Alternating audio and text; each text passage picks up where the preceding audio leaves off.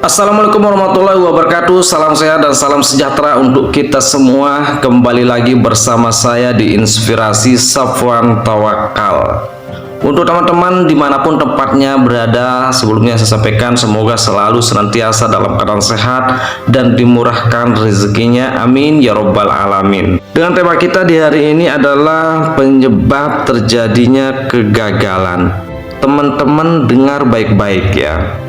Apa yang menjadi penyebab gagal itu terjadi? Yang pertama adalah tidak memanfaatkan luang waktu.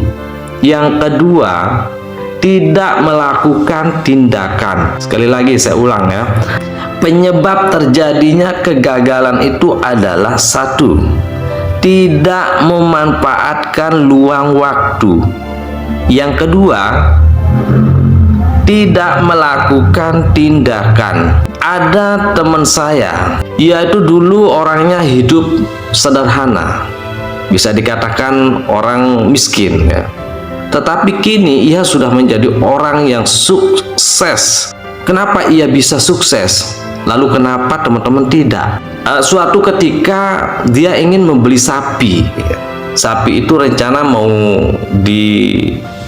dia mau usaha ternak sapi begitu ya. Kemudian ia pergi ke pasar, ada orang pemilik sapi ingin menjual sapinya. Kemudian teman ini menawar harga sapi orangnya mulai dari harga 7 juta. Tetapi si pemilik sapi tidak mau, karena pemilik sapi ini masih yakin bahwa sapinya masih bisa dengan harga 10 juta. Sedangkan teman ini menawar dengan harga 7 juta.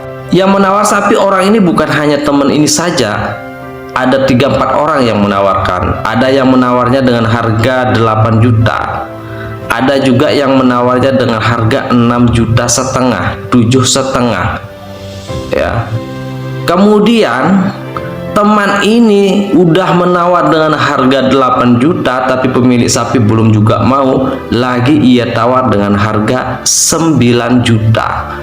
Tetapi si pemilik sapi belum juga melepas dengan harga 9 juta. Ia tetap masih kokoh, masih yakin bahwa sapinya masih bisa dengan harga yang jauh lebih tinggi.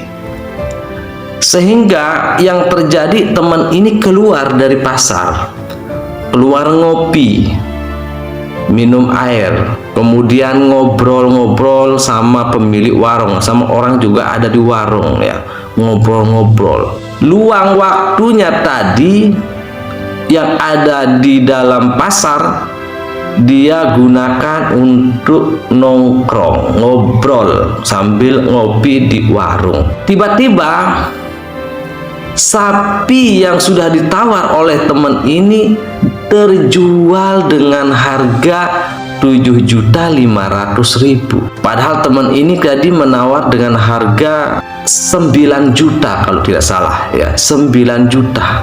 Tapi justru dengan harga yang 7.500.000 ia melepasnya. Kemudian teman setelah selesai ngobrol ngopi di warung, teman ini masuk lagi ke pasarnya. Kemudian bertanya kepada pemilik sapi, "Pak, sapinya tadi yang saya tawar dengan harga 9 juta mana, Pak?" Si pemilik sapi menjawab, "Oh, sapinya sudah saya lepas dengan harga 7.500.000. Teman ini langsung kaget. Bertanya kepada si pemilik sapi, "Kenapa Bapak menjual sapinya dengan harga 7.500.000? Bukankah saya menawar dengan harga 9 juta, Pak?" Kemudian pemilik sapi menjawab, "Betul. Saat Bapak di dalam menawar sapi saya dengan harga 9 juta, tapi saat itu saya masih belum melepas. Karena saya masih percaya dan yakin bahwa sapi saya itu masih ada peminatnya yang mau membeli dengan harga 10 juta. Namun beberapa menit, Bapak sendiri yang sudah menawar 9 juta keluar dari tempat ini. Kemudian yang lainnya lagi menawar dengan harga 8 juta keluar dia adarnya. Nah, ini bapak yang satunya yang sudah nawarin saya dari tadi dengan harga 7.500.000 standby duduk di sini tidak pernah pergi. Makanya dialah yang saya beri dengan harga 7.500.000. Kalau ia dapat menjualnya dengan lebih dari harga itu, berarti itu adalah rezekinya dia. Langsung teman ini pegang kepala. Waduh, bilang. Sadar teman itu, berkata, pemilik sapinya ternyata benar ya. Tadi ketika saya menawar, kenapa tidak saya diam saja? Kenapa justru saya keluar untuk ngopi nongkrong begitu lama? Ya kan? Teman ini menjadi sadar dari hal itu, kisahnya sendiri ia menjadi begitu pentingnya bahwa untuk meluangkan waktu itu digunakan, dimanfaatkan dengan semaksimal mungkin, sebaik-baik mungkin. Seandainya ya teman ini tidak pergi dari tempat penjualan tersebut, mungkin ia sudah dapat sapinya. Tetapi karena teman ini pergi keluar, hingga ia tidak dapat sapinya. Nah, jadi dari kisahnya teman ini disimpulkan ya bahwa waktu luang itu ya sangat bermanfaat sekali. Di sana tentu ada sebuah tindakan ya. Tindakannya itu harus digunakan dalam luang waktu tersebut. Kemudian yang kedua adalah tidak melakukan tindakan. Pentingnya untuk kita melakukan tindakan itu sangat. Karena tanpa tindakan yang kita lakukan juga tidak mungkin bisa kita wujudkan keinginan itu. Tidak mungkin kita dalam kondisi diam, tidur, berdiri, tiba-tiba ingin menjadi orang sukses.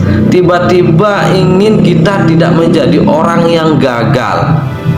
Kita tidak pernah melakukan ekspresi. Kita tidak pernah melakukan tindakan.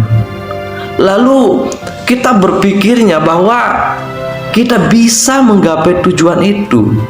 Itu namanya angan-angan yang kosong. Ya, niat, rencana kosong. Mau berencana, mau berangan-angan sampai bertahun-tahun pun tanpa kita melakukan tindakan di luang waktu yang tepat, itu adalah sia-sia. Kita tidak akan pernah sukses, kita tidak pernah berhasil ya. Bahkan kita juga tidak akan pernah rukun terhadap jiwa kita. Jiwa hati kita juga tidak pernah rukun kalau kita tidak meluangkan waktu dengan tindakan tersebut. Contoh yang kedua, ketika seseorang melakukan sholat atau ibadah ya. Sholat itu kan sudah ditetapkan waktunya dalam Islam, misalnya sholat untuk Islam ya, ataupun agama yang lain. Mereka masing-masing kan sudah menetapkan waktu tempat beribadahnya kapan. Wah, misalnya orang Islam, waktu sholat subuhnya jam berapa, waktu sholat zuhurnya jam berapa, waktu sholat asarnya jam berapa. Kemudian kita tidak melakukan sholat di hari Senin. Kita tidak melakukan sholat itu karena berpikirnya bahwa oh ya nanti kita sholat. Kan tidak ada seperti itu. Sholat yang sudah ditinggalkan ya tetap ditinggalkan. Itu tetap tercatat bahwa kita memiliki kesalahan sudah di sana. Lalu kita bilang sholatnya besok, apakah mengembalikan waktu yang sudah lewat? Itu kan mustahil, tidak mungkin. Jadi itulah teman-teman ya, bahwa untuk menjadi sukses, tujuan tercapainya itu ya berdasarkan ini. Karena yang menjadi pokok modal utama kita itu adalah memanfaatkan luang waktu dan melakukan tindakan. Ini yang menjadi kunci utamanya. Terima kasih teman-temanku semua. Semoga yang saya sampaikan kepada teman-teman menjadi sangat bermanfaat. Sampai jumpa kembali di channelnya Inspirasi Safwan Tawakal.